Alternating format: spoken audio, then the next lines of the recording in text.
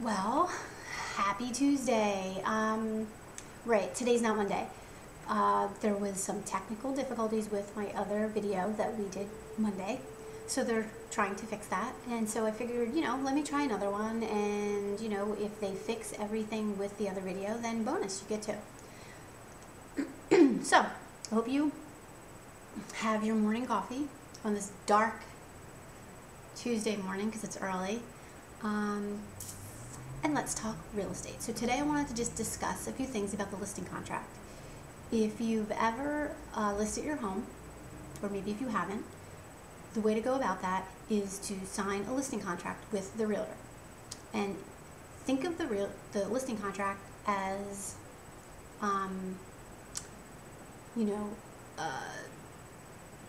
the rules, okay? In real estate, if it's not in writing, then it doesn't count. A lot of people don't know that, and a lot of realtors count on that. So everything's got to be in the contract. So I'm going to discuss even maybe the smallest details, so that way, nothing's left out. I'll try to do it really quickly.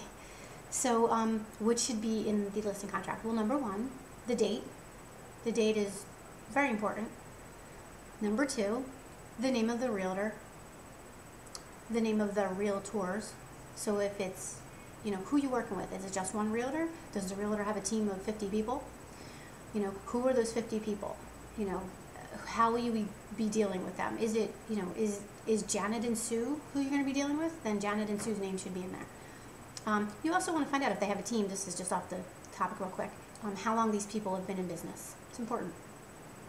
Then you want to have the dates of hire. What's the start date? What's the end date? That's really important to know. You can't have in there, this contract's good for 6 months. This contract's good for, 2 months. It should be, it starts on this date and ends on this date. What's the fee for service? The commission. Is it going to be, you can't put in there 1 to 8%. That's vague. Oh, yeah, it's going to be 1 to 8%. So on Tuesdays it's 2%, and on Fridays it's 6%, and whatever. You don't do that. It has to be, either if you feel comfortable with a dollar amount or a percentage. Traditionally, it's a percentage, and remember, the fee for service is always negotiable between you and your realtor. And who's the boss? Is it Tony Danza? Who are you going to be working with? Who's the person in charge? Is it your realtor? Is it somebody under the realtor? Is it the broker? What if you have an issue? How's that going to be handled? That has to be in the contract. And then, also, what if things don't work out and you want to terminate the contract? This is a big question that I'm asked all the time. Can I get out of the contract? Yes, you can get out of the contract, but that's why everything should be in writing. Number one, how do you get out of the contract? Do you have to put a letter together and send it within so many days? Does it have to be certified mail? Who do you send it to? Do you send it to Susie? Do you send it to the realtor? Do you send it to the broker? And what is their job? Okay, when you say, oh, you weren't doing your job. Well, what was the job? Did you, oh, you didn't bring any buyers to my home. Well, sorry to inform you, that's not doing their job. If you don't know what a seller's agent does, then number one, your realtor did not do a good job of explaining what seller agency is. You can go on my other videos. I do explain seller agency in detail, but it's not your realtor's job to bring buyers into your home. And if the realtor did not explain that, then they, maybe they didn't explain it right, or they didn't explain it. So that's not doing their job. What didn't they do? Well, they didn't put my home in the MLS, or they didn't put 72 billboards around the city. Okay, did it say that in the contract? It has to be specific.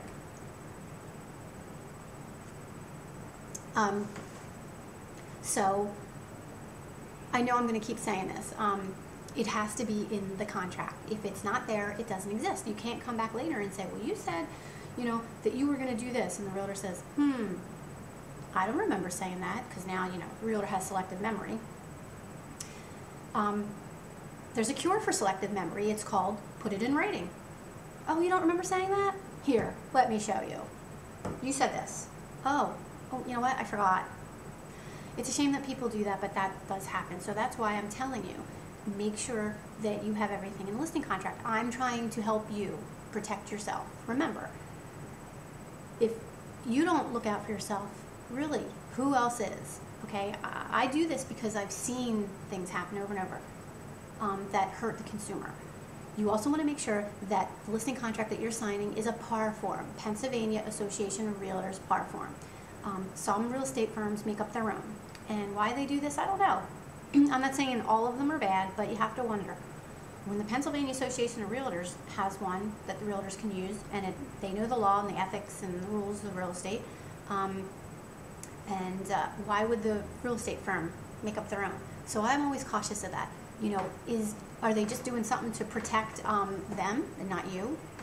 You know, could be. So if you don't see PAR on the top or on the bottom, I would be very weary of that, and I wouldn't sign it. And remember, when in doubt, you always have the legal right to go see a real estate attorney and have them review the documents and make sure that, you know, your rights are not being taken away from you. What else is in there? You know, how are showings going to be handled? Are you going to have a lockbox on your house? You know, who are the buyer's agents going to call? You, the real estate agent, the office, you know, what times are the showings going to be? You know, what about the price of your home? You know, what happens if, you know, you think your house is worth this and the realtor thinks it's worth that? And, you know, I always go with what the realtor says. If you're going to hire the realtor, you have to trust your realtor. If you don't trust your realtor, then, you know, I say, why are you hiring them? But regardless, if the realtor agrees to put your home up for the higher price for a certain amount of time, then that has to be in there. Okay, we agree to list your home for, you know, $500,000 for 30 days, and in 30 days we're going to reduce it to this. That way there's no question, and the realtor doesn't have to keep bugging you. Well, you said, you know, in 30 days you were going to reduce the price if we didn't have any showings, and you say, yeah, no, I don't remember that either. So the realtor has to protect themselves too. You know, everything has to be in the contract. I don't know how many ways I can say that, how many times. You know, I don't want to keep beating a dead horse, but, you know, protect yourself, have it in writing. It has to be in writing. So I'm thinking that that's, you know, pretty much it. Whatever you agree upon in the contract, whatever you don't want to agree upon in the contract. That way, you know, there's nothing left to the imagination, and, you know, it keeps everybody honest, you know, and that's what you want.